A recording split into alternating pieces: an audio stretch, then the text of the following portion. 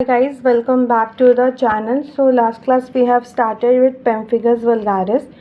So we have seen the some of the clinical presentation. We have seen that it is B cell mediated autoimmune disease जिसमें auto antibodies बनती है.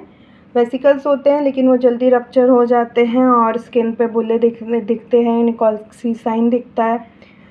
और we have seen that कि patient irritability और infection, cervical लिम्फोडेनाफाइटिस, dehydration ये सब show करता है. ठीक है.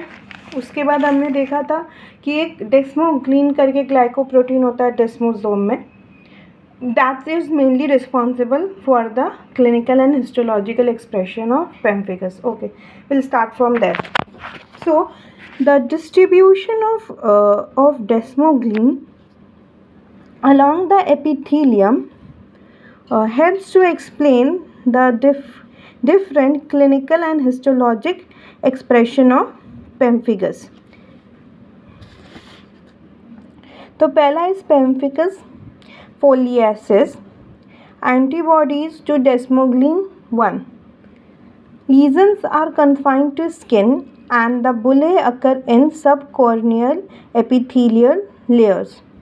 ओके तो इसमें क्या है कि जो डेस्मोग्लिन 1 है that is responsible for this type of pemphigus, that is pemphigus foliaceus. It did not present with oral lesion, ये सिर्फ स्किन लीजन होता है. Now second one is pemphigus vulgaris जिसमें डेस्मोग्लिन 3 और 1 रिस्पॉन्सिबल होते हैं, मतलब एंटीबॉडीज अगेंस्ट या antibodies to desmoglein 1 and 3 are formed. और इसमें भी दो ग्रुप होते हैं. रीजन कन्फाइंड टू म्यूकोजा जिसके लिए डेस्मोग्लिन 3 रिस्पॉन्सिबल होता है, एंटीबॉडीज टू डेस्मोग्लिन 3, और म्यूकोक्यूटेनियस ग्रुप जिसके लिए डेस्मोग्लिन 1 और 3 दोनों के अगेंस्ट एंटीबॉडीज बनती है. जो म्यूकोक्यूटेनियस ग्रुप होते हैं, these lesion also develop in deep layer just above the basal layer.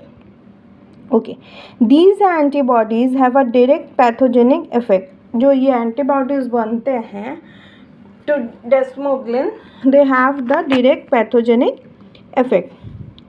Squamous cell lose their desmosomal attachment, the process of acantholysis. तो acantholysis होता है, we have seen suprabasilar split. They lose their polygonal shape and become rounded, that is, and these type of cells are known as acantholytic cell.